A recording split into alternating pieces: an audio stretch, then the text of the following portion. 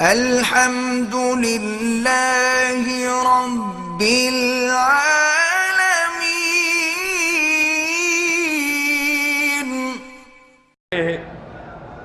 میں آپ حضرات کا بھی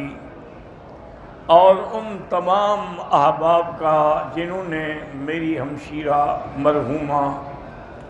نور اللہ مرکزہا وادخلہا فی الفردوس الاعلیٰ کی وفات پر تعزیت فرمائی، میرے غم میں برابر کے شریک رہے، اور بڑے مدارس میں الحمدللہ کراچی سے پشاور تک ان کے لیے لاکھوں کی تعداد میں کلمہ پڑھا گیا،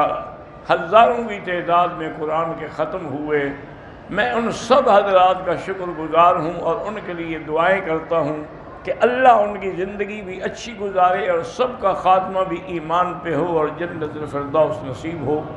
فجزاک اللہ خیر الجزا۔ یہ ہمارے لیے ایک بہت بڑا ہی عظیم صدمہ تھا۔ اس کی وجہ یہ ہے کہ اس سے پہلے میری بیوی فوت ہوئی، وہ بھی ایک بڑا صدمہ تھا، لیکن بہن نے تو ہمیں بچوں کی طرح پالا تھا، ہمیں تربیت دینے والے، ہمیں پالنے والے، گھر کے نظام کو سنبھالنے والے جو تھی اسے ہماری ہمشیرہ صاحبہ تھی،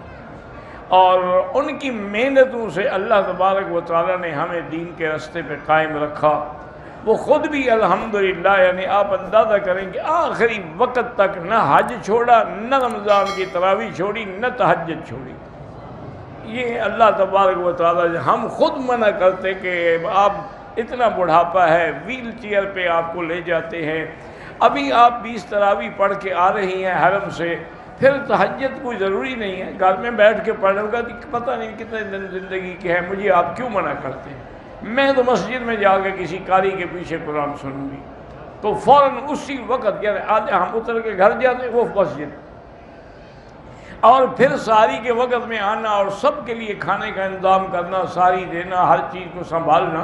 تو اللہ تبارک و تعالیٰ ان کی مغفرت فرمائے، ان کے درجات بلند فرمائے، اور تمام مسلمان جو فوت ہو گئے ہیں اللہ ان سب کی قبروں کو باغ جنت بنائے۔